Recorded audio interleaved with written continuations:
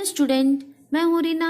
आप देख रहे रीना एकेडमी चैनल। आप सभी का मेरे चैनल पर स्वागत है। मैं अपने आज के सेशन में आपके लिए लाई हूँ कक्षा 7 हिंदी पाठ्य पुस्तक वसंत भाग 2 का पाठ नंबर 7, जिसका शीर्षक है पापा खो गए। तो स्टूडेंट, आज इस वीडियो में हम इसके प्रश्न अभ्यास को करेंगे, तो आप सभी अंत तक बने रहे हमारे साथ इस वीडियो में। इस वीडियो के अंत तक आपको इस पाठ से संबंधित संपूर्ण प्रश्न अभ्यास करवाए जाएंगे।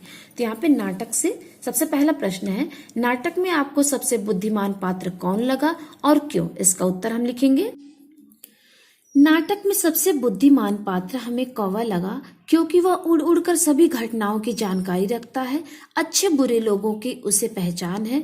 उसी की सूझबूझ के कारण असामाजिक तत्वों यानी दुष्ट व्यक्ति के हाथों में जाने से बच्ची बच जाती है। अब हमारा नेक्स्ट प्रश्न है, पेड़ और खंबे में दोस्ती कैसे हुई? इसका उत्तर हम लिखेंगे। पेड़ और खंभा दोनों आसपास खड़े होते हैं। एक दिन जब जोरों की आंधी आती है, तब खंभा पेड़ के ऊपर गिरने से खुद को रोक नहीं पाता। उस वक्त पेड़ खंभे को संभाल लेता है और स्वयं जख्मी हो जाता है। इसी कारण खंभे का गुरूर खत्म हो जाता है और दोनों में दोस्ती हो जाती है। अब प्रश्न नंबर 3, लेटर बॉक्स को सभी लाल ताऊ कहकर क्यों पुकारते थे? इसका उत्तर हम लिखेंगे। लेटर बॉक्स का रंग पूरे का पूरा लाल रंग से रंगा हुआ था, इसीलिए सब उसे लाल ताऊ कहकर पुकारते थे। अब नेक्स्ट है हमारा प्रश्न नंबर 4, लाल ताऊ किस प्रकार बाकी पात्रों से भिन्न है? लाल ताऊ अन्य पात्रों से भिन्न है यानी अलग है, क्योंकि वह एक ऐसा पात्र है जो पढ़ा लिखा है। वह अपने आप में मस्त रहता था। अकेले रहने पर भजन गुनगुनाते रहना उसकी आदत थी। इस तरह वह अन्य पात्रों से भिन्न था। निर्जीव होते हुए भी समाज की चिंताएं उसे सताती थी। अब हमारा प्रश्न नंबर 5 है, नाटक में बच्ची को बचाने वाले पात्रों में एक ही सजीव पात्र है। उसकी कौन सी बातें आपको अच्छी लगी, मतलब मजेदार लगी? लिखिए। इसका उत्तर हम लिखेंगे। नाटक में कौवा ही एकमात्र सजीव पात्र है जिसकी हमें निम्न बातें मजेदार लगी। नंबर 1, वह दुष्ट कौन है? पहले उसे नजर तो आने दीजिए। दूसरा, ताऊ एक जगह बैठकर यह कैसे जान सकोगे? उसके लिए तो मेरी तरह रोज चारों दिशाओं में गश्त लगानी पड़ेगी, तब जान पाओगे यह सब। यानी यही बातें उसकी जो है इस नाटक में हमको बहुत अच्छी लगी कौवे की। अब नेक्स्ट हमारा प्रश्न है, प्रश्न नंबर 6, क्या वजह थी कि सभी पात्र मिलकर भी लड़की को उसके घर नहीं पहुंचा रहे थे? मतलब क्या वजह थी कि सभी पात्र मिलकर भी उस लड़की को उसके घर तक नहीं पहुंचा पा रहे थे? इसका उत्तर है, लड़की बहुत छोटी व अबोध थी, मतलब उसको कुछ भी जानकारी नहीं थी अपने माता पिता घर के बारे में। उसे अपने माता पिता का नाम, घर का पता तक मालूम नहीं था। इसीलिए सभी पात्र मिलकर भी उस लड़की को यथाशीघ्र, मतलब बहुत जल्दी उसके घर नहीं पहुंचा पा रहे थे। अब इसमें है नाटक से आगे। इस शीर्षक के अंतर्गत पहला प्रश्न है, अपने अपने घर का पता लिखिए तथा चित्र बनाकर वहां पहुंचने का रास्ता भी बताइए। तो स्टूडेंट, ये आपको स्वयं करना है। छात्र स्वयं इसका उत्तर लिखिए, मतलब अपने घर का एड्रेस लिखिए और चित्र बनाइए कि आपके घर पहुंचने वाला रास्ता कैसा है, उसको बनाइए। अब नेक्स्ट है प्रश्न नंबर 2, मराठी में अनुदित इस नाटक का शीर्षक पापा खो गए क्यों रखा गया होगा? अगर आपके मन में कोई दूसरा शीर्षक हो तो सुझाइए और साथ में कारण भी बताइए। इसका उत्तर हम लिखेंगे। लड़की को अपने पापा का नाम पता कुछ भी मालूम नहीं था। कहानी के सभी पात्र मिलकर उसके पापा को खोजने की योजना बनाते हैं। इसी कारण इस नाटक का नाम पापा खो गए रखा गया है। इसका अन्य शीर्षक लापता बच्ची भी रखा जा सकता है, क्योंकि इस नाटक में पूरे समय इसी बच्ची के घर का पता लगाने का प्रयास किया जाता है। तो इस दिन मुझे लगता है कि यहाँ पे लापता बच्चे इसका शीर्षक होना चाहिए। अगर आपको कोई और भी उपयुक्त शीर्षक सूझे तो आप वो भी लिख सकते हैं। अब नेक्स्ट है इसमें आगे, क्या आप बच्ची के पापा को खोजने का नाटक से अलग कोई और तरीका बता सकते हैं? तो इसका उत्तर हम लिखेंगे, हम बच्ची को उसके घर तक पहुंचाने के लिए पुलिस, समाचार पत्र, पोस्टर, टीवी और मीडिया की भी सहायता ले सकते हैं। अर्थात इन सभी माध्यमों के जरिए हम उस बच्ची को उसके घर तक पहुंचा सकते हैं। अब नेक्स्ट है हमारा प्रश्न, अनुमान और कल्पना से। प्रश्न नंबर 1, अनुमान लगाइए कि जिस समय बच्ची को चोर ने उठाया होगा वह किस स्थिति में होगी? क्या वह पार्क मैदान में खेल रही होगी, या घर से रूठकर भाग गई होगी, या कोई अन्य कारण होगा? इसका उत्तर हम लिखेंगे। नाटक को पढ़कर ऐसा लगता है कि जिस समय चोर ने बच्चे को उठाया होगा वह गहरी नींद में सो रही थी, तभी तो चोर कहता है, अभी थोड़ी देर पहले एक घर से यह लड़की उठाई है मैंने। गहरी नींद में सो रही थी। मैंने इसे थोड़ी बेहोशी की दवा जो दी है, यदि वह पार्क या मैदान से उठाई जाती तो लड़की चुराने पर लड़की चीखती चिल्लाती, पर नाटक में ऐसी किसी घटना का उल्लेख या जिक्र नहीं है। अब नेक्स्ट अनुमान और कल्पना से प्रश्न नंबर 2।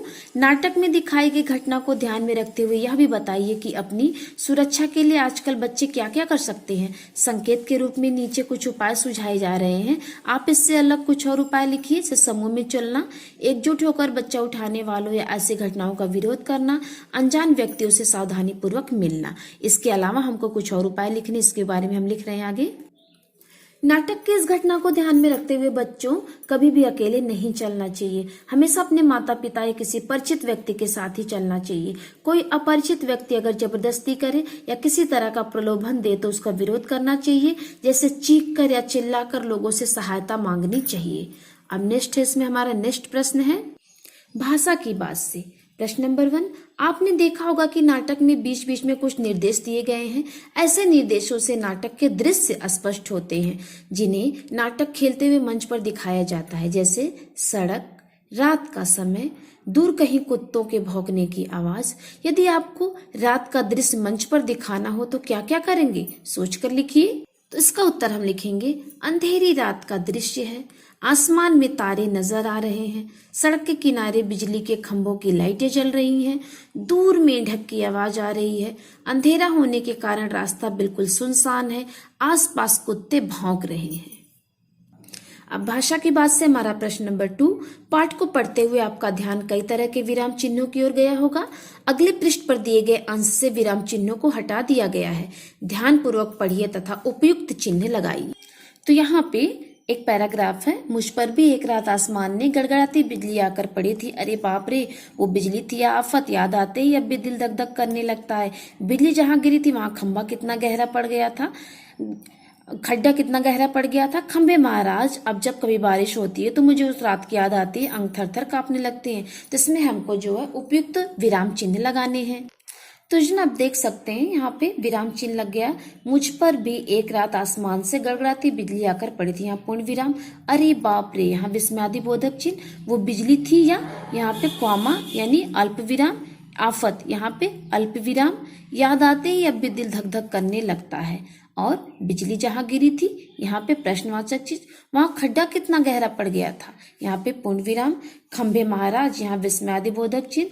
अब जब कभी बारिश होती है यहाँ पे क्वामा यानी अल्प विराम, तो मुझे उस रात की याद हो आती है, यहाँ पे भी अल्प विराम। अंग थर थर कांपने लगते हैं, यहाँ पे पूर्ण विराम। अब नेक्स्ट हमारा प्रश्न नंबर 3 है भाषा की बात से। आसपास की निर्जीव चीजों को ध्यान में रखकर कुछ संवाद लिखिए, जैसे चौक या ब्लैक बोर्ड से संवाद, कलम या कॉपी से संवाद, खिड़की या दरवाजे से संवाद। संवाद का अर्थ होता है बातचीत करना, यानी चौक और ब्लैक बोर्ड आपस में बातचीत कर रहे हैं, कलम और कॉपी आपस में बातचीत कर रहे हैं, खिड़की और दरवाजे आपस में बातचीत कर, इसके बारे में आगे लिख रहे हैं हम। चौक का ब्लैक बोर्ड से संवाद। चौक कह रहा है, ब्लैक बोर्ड देखो तो तुम पर मेरी लिखाई कितनी अच्छी लग रही है। तो ब्लैक बोर्ड बोला, हाँ तुम्हारी लिखाई सफेद जो है। तो चौक बोला, अभी अभी पेंट होने की वजह से तुम्हारा रंग बिल्कुल काला हो गया है। तो ब्लैक बोर्ड कह रहा है, इसीलिए तुमसे लिखा गया सब कुछ साफ व सुंदर दिख रहा है। तो इस तरह से बच्चों ये चौक और ब्लैक बोर्ड का आपस में संवाद हो गया। अब आगे हम कलम का कॉपी से संवाद के बारे में लिखेंगे। तो कलम कह रही है, तुम सफेद हो इसीलिए तुम पर ये नीले रंग की लिखावट बहुत सुंदर लग रही है।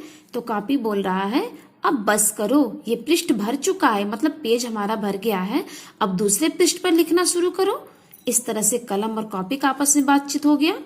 अब आगे हम खिड़की का दरवाजे से संवाद लिखेंगे। खिड़की कह रही है, देखो हमारे और तुम्हारे पर्दे बिल्कुल एक ही जैसे हैं।